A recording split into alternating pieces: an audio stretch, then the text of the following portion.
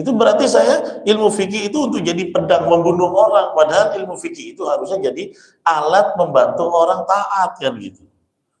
Mempermudah orang ibadah ilmu fikih itu. Ya, makanya ada keluasan. Yang ketiga, di perang Khandaq itu pernah satu hari sebelum berangkat ke Bani Quraidah itu perangnya sangat berkecamuk. Karena perang Khandaq itu kan berhari-hari.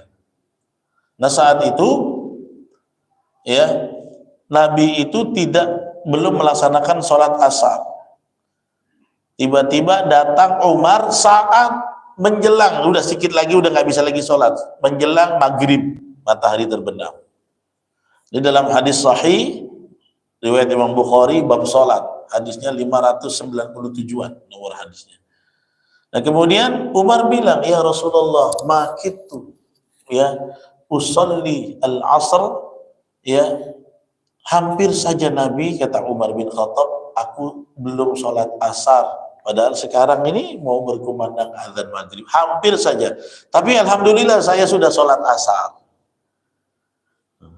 Ternyata kata Nabi apa? Ya Umar, wallahi ma sholaituha, saya belum sholat asar. Karena perang Pak, perang Pak. Oh katanya Ustadz ada namanya sholat khawuf, sambil ketakutan. Sholat khawuf ayatnya belum turun waktu itu. Siapa yang bilang? Imam Ibnu Hajar Al-Asqalani dalam kitab Fathul Bari. Jadi waktu itu Nabi belum sholat asar, padahal sudah masuk waktu maghrib. Apa yang menjadi halangan beliau? Ya perang, melawan orang kafir Quraisy yang bergabung dengan Yahudi tadi. Masolaituha. Akhirnya perang sudah selesai, matahari terbenam, Nabi suruh kumandangkan azan, beliau sholat. Habis azan maghrib, beliau sholat, qadha dulu asarnya.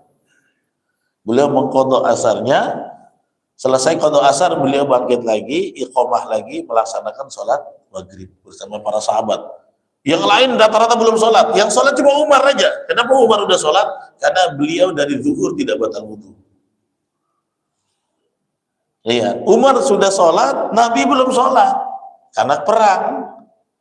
Ya, Umar sholat asarnya hampir maghrib, Nabi sholat asarnya qadha setelah azan maghrib. Lihat di mana keluasan fikih ini berada. Kalau orang tahu dalil, tahu historis, tahu sejarah, ya makanya orang bilang kalau seseorang yang mengkaji ilmu fikih semakin dalam, kok lebih makin dalam, lebih nampak semuanya kesannya boleh semua. Ya karena apa? Karena dia punya kacamata yang banyak dalam segi pandangan hukum, mazhab ini, mazhab itu. Nah sementara orang yang kacamatanya kuda, dia hanya lihat satu sisi, selain sisi itu dia akan menolak mati-matian. Akhirnya adalah menjadinya justifikasi. Nah hari ini tuh begitu Pak, kenapa sering ada pergumulan, permasalahan, yang satu dibid'ahkan, yang satu tidak. Sebenarnya yang membid'ahkan itu saya tahu misinya. Misi mereka sebenarnya adalah mereka itu condong pada mazhab Hambali sebenarnya.